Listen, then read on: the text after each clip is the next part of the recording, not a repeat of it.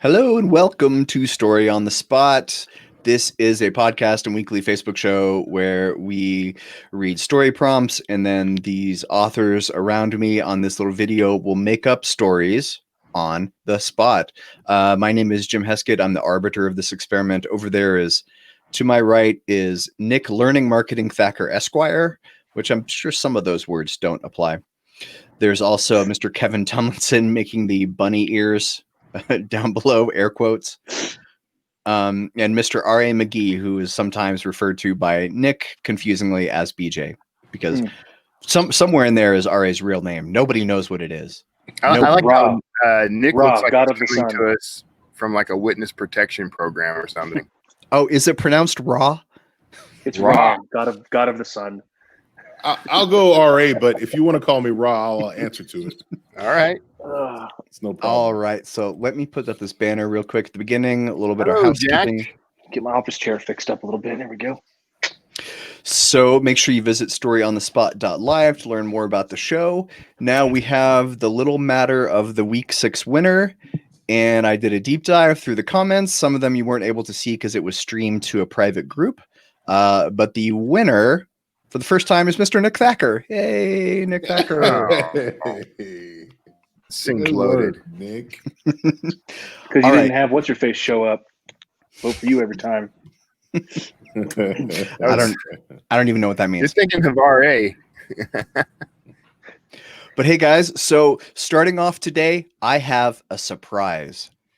And I didn't have time to make a graphic for this, but just imagine that there's a flashing siren. It says lightning round. Wee, wee, wee, lightning round. Because what I'm going to do is I made a little prompt that's sort of a modified Pixar formula. And we are going to go around and we're all going to tell this story. So I'm going to participate because I know the first sentence, but I don't know where it's going to go after that. So we'll go me, Nick, Kevin, R.A., right? That's clockwise for everybody. Sure. And so I'm going to say this little prompt. Then Nick will go next and do a sentence or two. We're just adding on to the same story. Cool. This is like Boy Scouts where you get the fire stick and you pass it around. It's exactly like the fire stick. Maybe we'll call it the fire stick. Like Mad Libs. So Yeah. like a Pixar prompt, it's once upon a time there was a blank who blank until one day blank. And once upon a time there was a construction worker who loved cheese until one day all the cheese in his town suddenly disappeared. He didn't know what to do, so the first thought he had was to go to the pet store and buy a rat. Kevin, it's you. I'm supposed to continue You're this. supposed to continue the story. And back in his home, he attached tiny little nipple suction things to the rat. Started Greg Fokker enters the chat. modified breast pump and began milking the rat. Because he figured if all the cheese is gone, then I can make some rat cheese and live happily ever after. And at first, everything went well. He was milking the rats. He was learning about pasteurization. But then he noticed his neighbor across the street saw his rat contraption. And that part of the story becomes a red herring. And so he goes back to where he takes the rat home from the pet store and uses the rat to find the cheese. And he finds the cheese at... No, you can't. His neighbor's house, who had secretly stolen all the cheese because he was, in fact, a large rat disguised as a human. Dun, dun, dun. And he knew that the construction worker loved cheese, and as vengeance for killing his family during laying the foundation of a skyrise, the Rat King neighbor stole the construction worker's cheese. So with his cheese gone, the neighbor went out into not the neighbor, with his cheese gone, the construction worker went out into the neighborhood to begin recruiting cats to help him find the cheese burglar, obviously. The problem was he had heard an old story about herding cats, and trying to get the cats all on the same page took a lot longer than expected. And when they all started to begin fighting each other, he ended up in the middle of it, now fighting for his life, trying to get away from many thousands of cats all trying to scratch him to death. And this entire thing is escalating, first out into his neighborhood, then the country, then the world, as cat rises against rat in a battle for cheese dominance. But only later do we find out that the construction worker's rat has actually attained a level of sentience. And he wrote a code that plays out over the loudspeakers of the town. Instead of tornado warnings, it's a loudspeaker code that makes the cats turn on each other and try to kill the Rat King. But then everybody decided just to go to the next town over and buy some cheese. Dun, dun, dun. I think we could probably stop it there. We got to the next town over, and the guy said, "Well, you ain't got the cheddar." So you ain't got the cheddar. We got a whole Pied Piper thing that happens. Would you relieve that? Heyo. Oh, it's pretty stinky, man. I like that. Jack Curl had a good title for us, the Cheese Burglar. Cheese Burglar. All right, so let's go ahead and get into our actual show, the stuff that we're really here to do, where I'm going to read a story. I just used up all my good ideas, so yeah, Nick's spent. Everything is going to be rat themed from here out. 100%. This story is called Florida Man, Florida Gun, and anyone watching now or later, leave some comments down below and let us know who you think won each round. The South Florida Sun-Sentinel revealed that school districts are struggling to comply with the state's requirement that every school have armed protection. Among recent hiccups, near Orlando, a safe school officer sent her husband a nude video she recorded in a school bathroom while on her lunch break. In Hillsborough County, a school guardian thought her gun was unloaded when she shot through a mirror as she practiced quick drawing in front of it. And another officer pawned his service weapon and ballistic vest. His supervisor discovered he was carrying a toy gun in his holster. So this is our first story. If anybody would like to jump up and go first, you can, or I can pick on somebody if nobody volunteers within the next couple of seconds. The Rat Piper of Hamlin. Not a bad title. All right. Nick, you're going to have to go. All right. Well, I think what we've got here clearly is a case of delay tactic. Failure to communicate. Yeah, I think this is all just a classic case of a racket of ammunitions manufacturers trying to jack up the price of weapons ammunition, specifically in this case the 9mm rounds. And the school district has decided that they will not fund these officers' weaponry, and yet the legislation that was passed by the state says that they have to be funded. So now these officers are trying to find all kinds of different ways to arm themselves without having to actually buy ammunition to arm their weapons. I'll go ahead and take a point for this being the best story that's gonna I don't even need to finish it. I don't even need to. I mean, you guys clearly you know where this is going. Obviously, just imagine how awesome it is. Nice. All right, RA, Kevin, who wants to go next? I'll go. Oh, okay. Either way. Go ahead. So go ahead, Ra. Go at the same time. See what happens. I think it'll probably be better, like two tracks over top of each other. So there was this giant rat, and then the thing about it is, all right. So I think that if we go back into these officers' pasts, I think that we'll find that an MK Ultra type of scenario where they were all, all of their parents. Were exposed to massive amounts of LSD as children. But the problem is the real MK Ultra lab had a spinoff. One of the scientists wasn't too happy. And so he moved to Florida. Well, the problem is when you move to Florida, everything goes downhill from there. So the scientist wanted to recreate his own MK Ultra project, but he didn't have the LSD wasn't as pure, and there's stuff in the water, and everything just kind of messed up. And so we have a group of engineered superhumans who are just a little off, so they feel drawn to what jobs where they provide service, they help people, they protect people, but they're just off. They just can't get it right. They just can't get right. And so it's like the wrong guys with an armed super team of MK Ultra rejects. So that's what I think it is. All right, MK Ultra rejects. Kevin, I'm going to put this back up here on the screen for just a second. I'll give you a 3 count and then you launch. 3, 2, 1, go. What you got for us? Okay, I'm thinking that this is kind of a setup, right? It turns out that a group has discovered that this school has been built directly on top of something that they are desperately wanting, maybe some sort of treasure or something like that.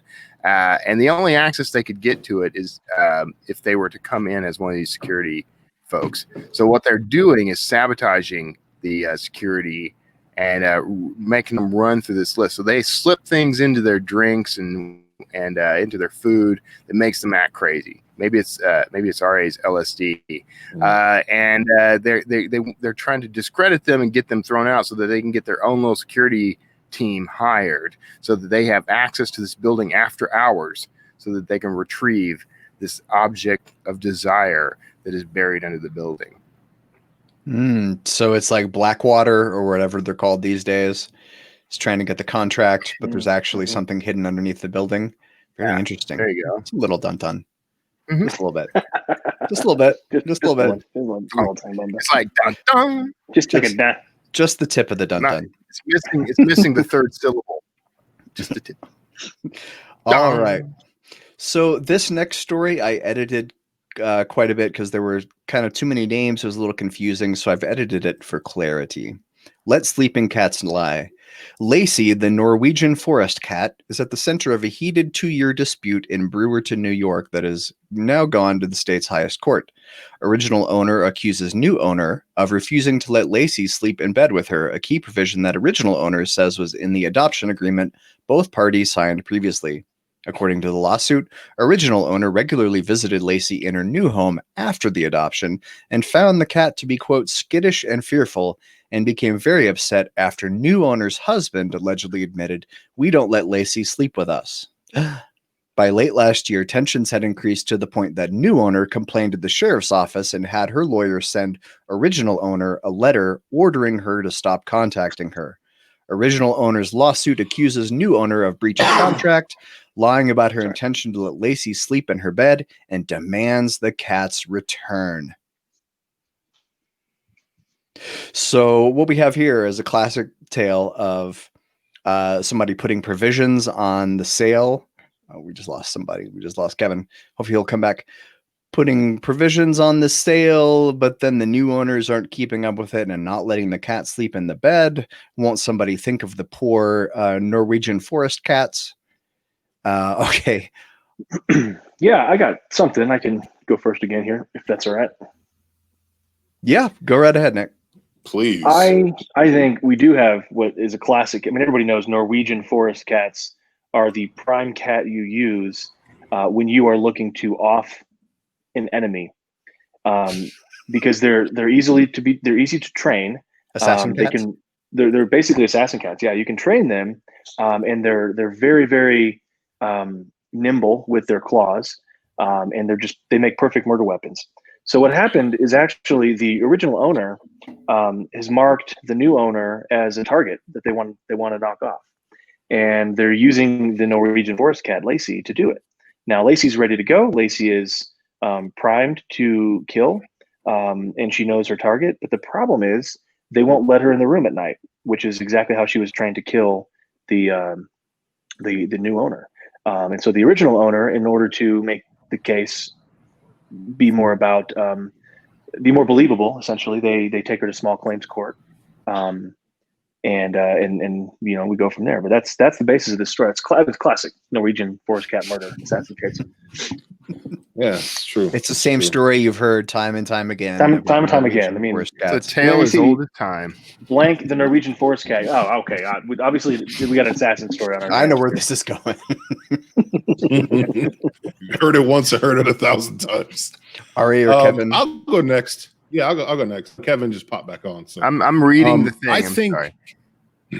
Yeah, right on. Well, I think that this ties into the Rat King's story. I think that what the dueling owners don't realize is that Lacey has had a transformative life event.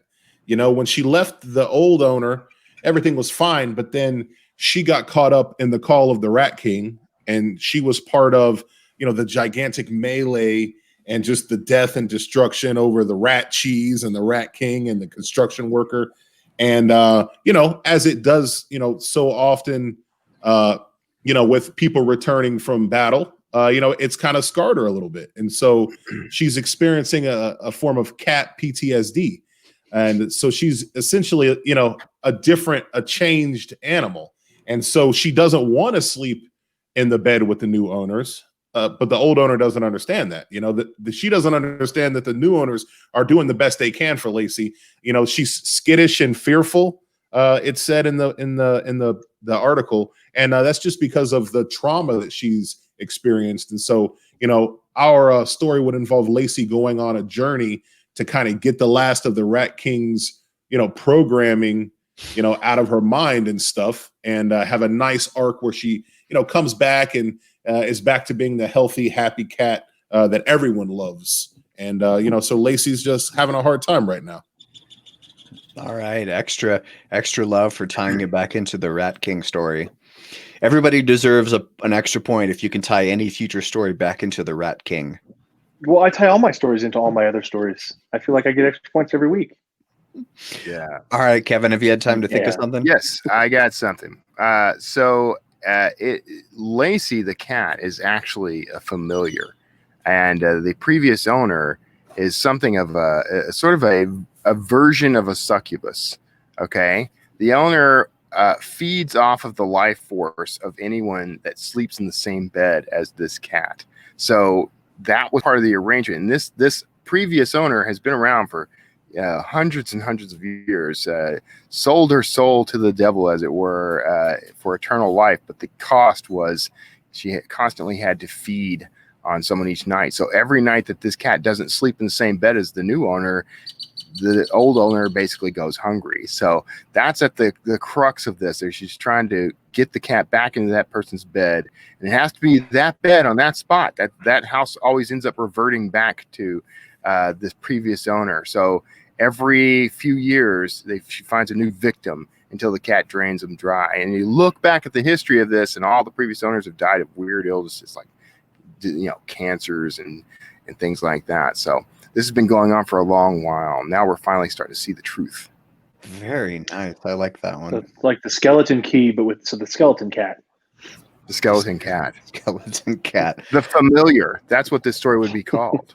All right, everybody, let us know in the comments which of those prompts, which of those pitches you like the best. And now we're going to move on to our next story, Getting Squirrely in the Attic. And this one definitely has an accent, but since it's an Oklahoma accent, I don't know if you could call it bad because that's where I'm from, but I am going to lay it on a little thick probably for this.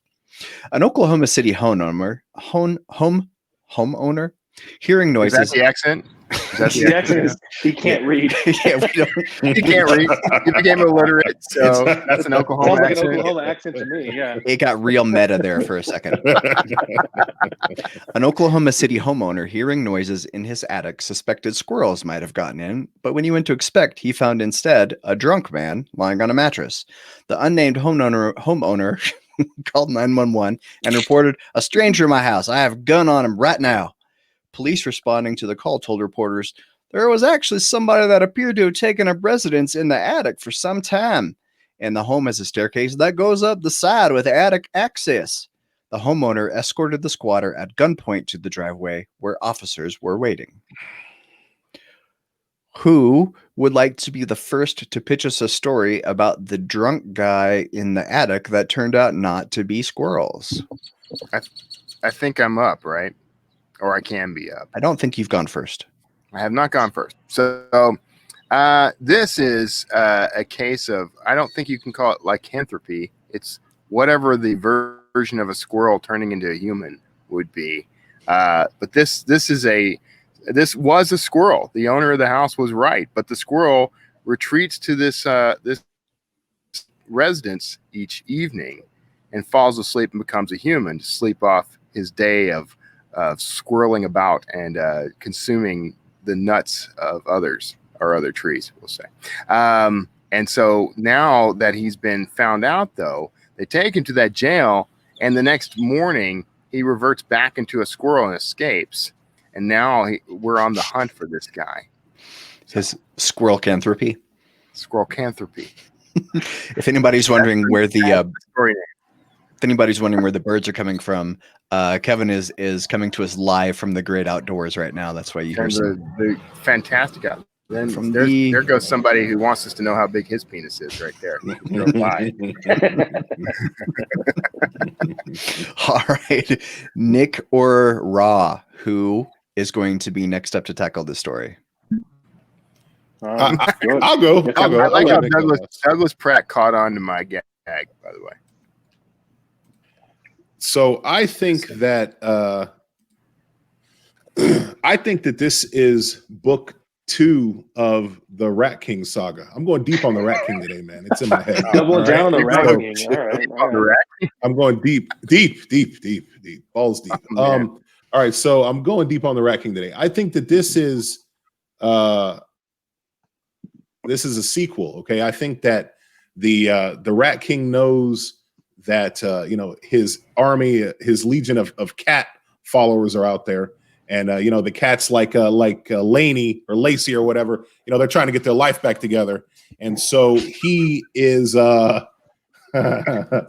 he's wait a minute, I can get there. Hold on. I'm just staying with a friend right now till I get things back together. Hopefully, yeah, exactly. He's trying to get things back together, and so he's hiding out in this top attic, and what he's doing is, the cats didn't really work out, and so he wants to still dominate the whole town and get all the cheese, and so now he's training squirrels.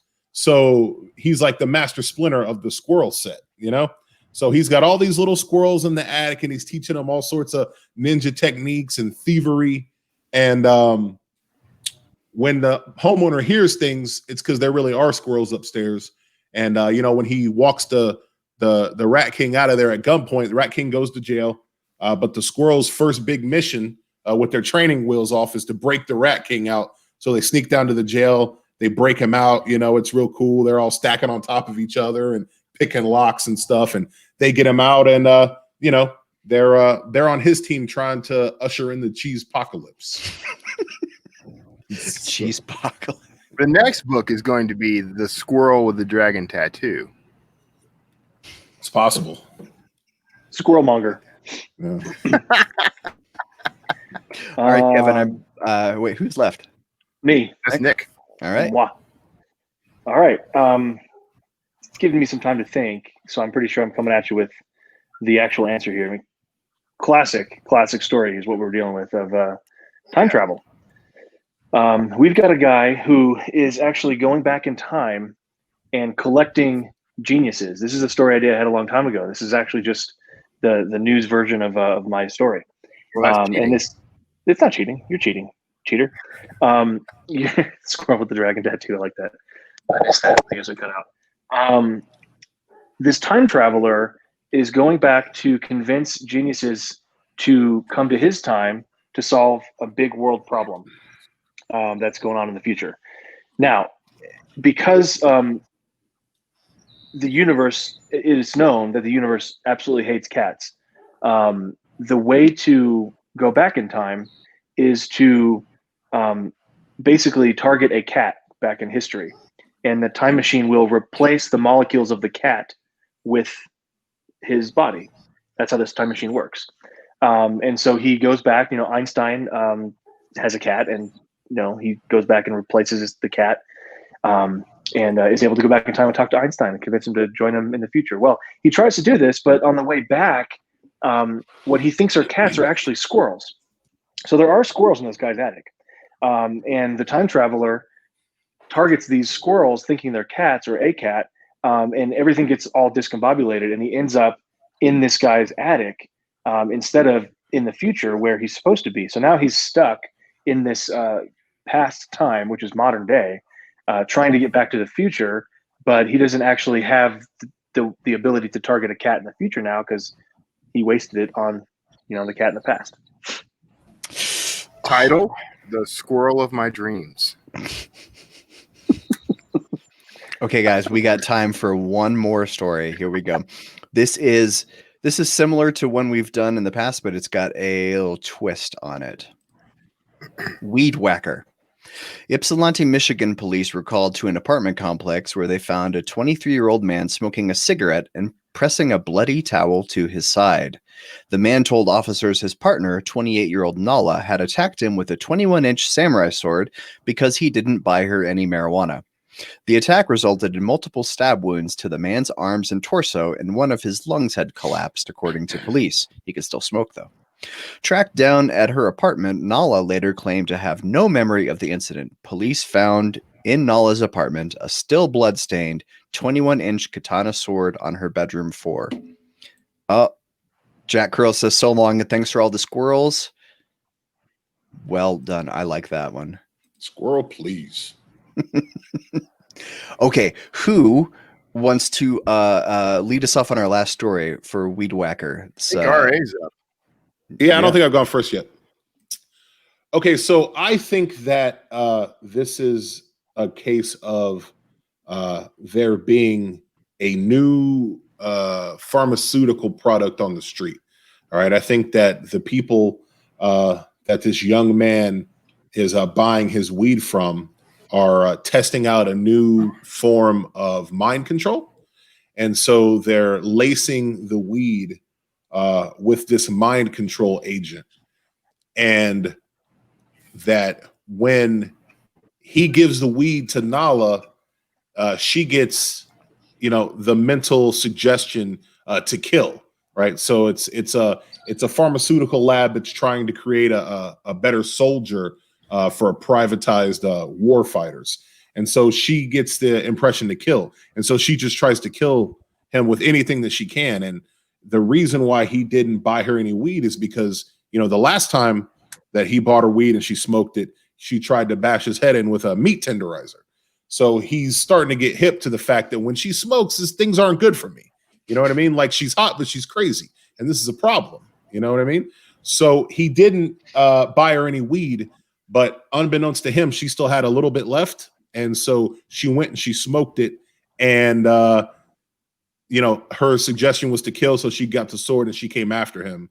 And so our stoner hero, our high hero, is going to start to uncover, why is this weed so powerful? And, where is it coming from? And, he'll flip his way up the chain and finally do what he can, because, eventually Nala's mental faculties are going to start declining, as she's getting this drug more and more. And so it becomes a race to basically save her mind as he's trying to save the woman that he loves, irrespective of the fact that she stabbed him with a samurai sword. Very nice. Nick, Kevin, who wants to be in the middle of the sandwich? I'll be the sandwich. Yeah, I think. I win. I think what we got here is a classic Yakuza mystery, Yakuza, however you pronounce it, thriller, like a Mr. and Mrs. Smith ninja style. You've got Nala, who is taking on a case, and her boy toy, who's also taking on a case. And what they don't realize is that, instead of Mr. and Mrs. Smith, a better example would be like the first Amber Clark mystery by Jim Heskett and Nick Thacker, where she's taking a case that somebody else is also taking on, and they clash and end up killing or trying to kill each other. And so she stabs him with the sword. Now he's obviously a badass because he's smoking a cigarette with a collapsed lung, and so he's no stranger to danger. And so when the cops come and ask, he's got to come up with a cool, she was just trying to, I didn't buy her weed. Something easy that he could say that the cops would believe to just keep him running. But really what's going on here is he's trying to find his estranged girlfriend now who tried to kill him. Dun, dun, dun. Dun, dun, dun. I'm being pretty liberal with the dun dun dun today. Yeah, you are. I want everyone to feel good. Just everybody gets one now. Hey, Town bicycle. dun dun for you. Dun dun for you. I feel good. You get a dun dun. Dun, dun, dun. You get a dun dun. You get a dun dun. Dun. All right, Kevin Tumlinson, you are the last person to pitch the last story of the day. What do you have to say about Weed Whacker?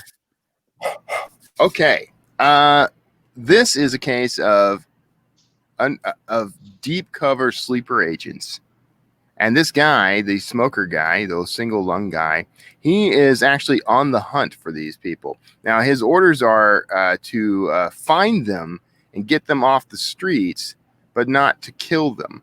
They need to preserve them. But his role in this is he's got to track these folks down, and then he initiates their programming with a keyword or something. And in this case, it's something related to marijuana. It's probably paraphernalia or something like that, right?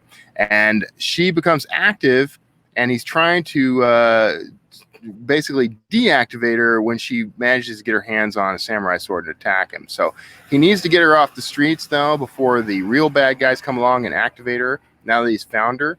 And they're going to try to deprogram her later. So his tactic is to have her arrested. So she's held temporarily just before this big event happens where all the sleeper agents in this area would be activated. So he's taking sleeper agents off the street. Very nice. All right, everyone. Make sure you vote in the comments about who you think wins, and we'll announce the winner of this episode next week. So you got to come back. You got to come back to find out how your favorite author did. I'm going to put this banner up here. Please visit storyonthespot.live because that's where you can find out more about the show. You can also visit our websites. It's jimheskett.com, kevintumlinson.com, nickthacker.com, and rawmcgee.com. If you like the show, support our authors by buying their books. And thanks everyone for tuning in, and we'll see you again next week. Peace out.